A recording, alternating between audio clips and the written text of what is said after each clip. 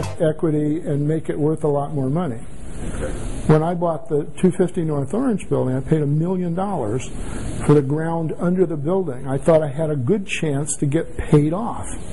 I thought that the ground tenant, the guy that was operating the building, would come and give me the $352,000 that he was in arrears, which would mean that my investment was now only $650,000. And I was getting $103,000 in annual rent. Well, you do the math. That's a pretty good return. It's like an 18 or 19 or 20% return on your investment. And I thought, the ground under a 16-story building has got to be a pretty safe investment. The guy's not going to let that go, you know. But I was wrong.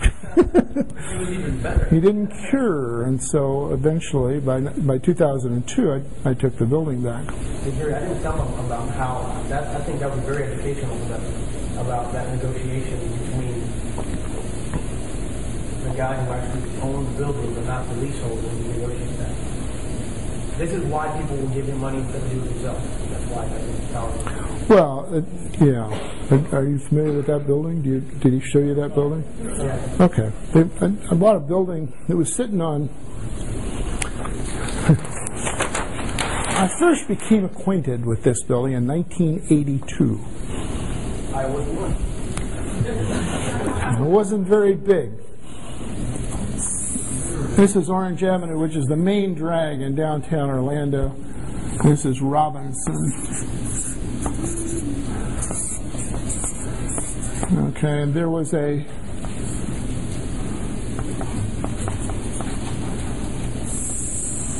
there's a 16-story building that's like 79 feet on front, 109 feet, 73 feet by 109 feet deep, and 16 stories high. It's 121,000 square feet.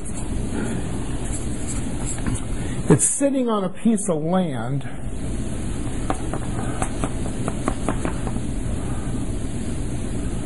I guess it's more like this. It's sitting on the piece of land that looks like this. It's 13,000 square feet of land, something like that. And it's a kind of an involved story. A friend, I was doing the deal over here, about a block and a half away, a little bank building over here, and I had just rented it up.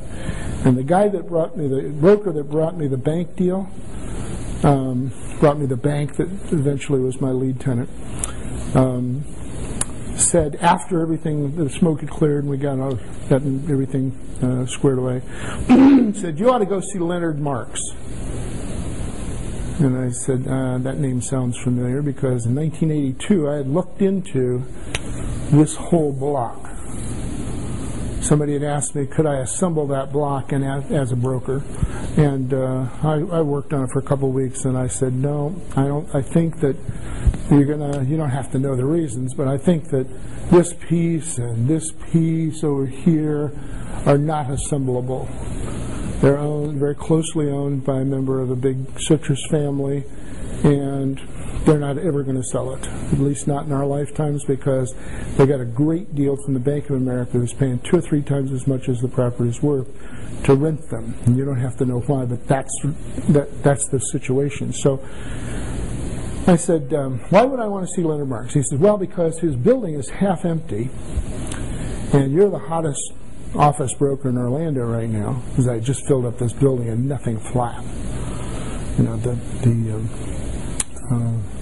market was about average, and I'd filled up 87% of that building in less than 5 months.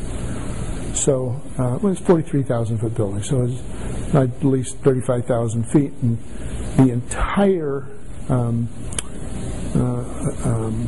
accumulation of office space in Orlando was 100,000 square feet that year. So I did really good. I had a third of the market in one building. And it was an old little building at that. Anyway, he said, you're the hottest guy in Orlando right now, so he should talk to you. You should talk to him. He should give you this, he should let you lease up his building. So I called Leonard on the phone. I knew that Leonard, I'd heard that Leonard was hard to deal with. I'd never spoken to him. I called him on the phone.